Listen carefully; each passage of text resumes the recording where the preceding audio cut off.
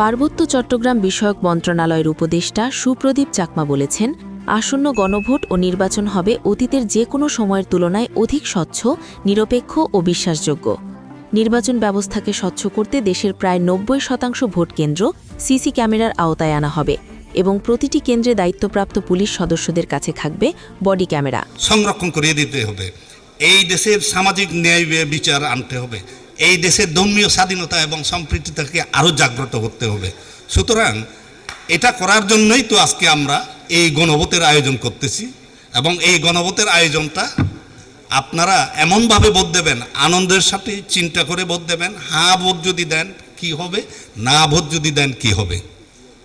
কিন্তু আমরা মনে প্রাণে বিশ্বাস করি এই যে জুলাই বিপ্লব যেটা হলো, তারা কিন্তু এটা করেছে হচ্ছে এই দেশে পরিবর্তনের জন্য, হ্যাঁ ভোটটাকে জয়যুক্ত করার জন্য।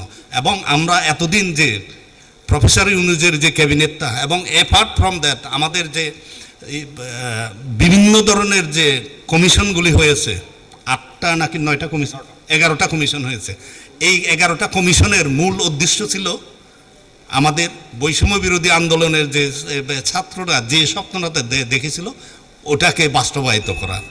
শুক্রবার ১৬ জানুয়ারি বিকেলে খাগড়াছড়ি টাউন হলে আয়োজিত গণভোটের প্রচার ও ভোটার উদ্বুদ্ধকরণ বিষয়ক মতবিনিময় সভায় প্রধান অতিথি হিসেবে বক্তব্য রাখেন খাগড়াছড়ি পার্বত্য জেলা পরিষদের চেয়ারম্যান শেফালিকা ত্রিপুরা এবং পুলিশ সুপার মির্জা সায়েম মাহমুদ। এছাড়া সভায় জুলাই যোদ্ধা সহ বিভিন্ন সরকারি দফতরের ঊর্ধ্বতন কর্মকর্তা ও বিভিন্ন শ্রেণীপেশার মানুষ উপস্থিত ছিলেন। Desk news, Kalchakra 24।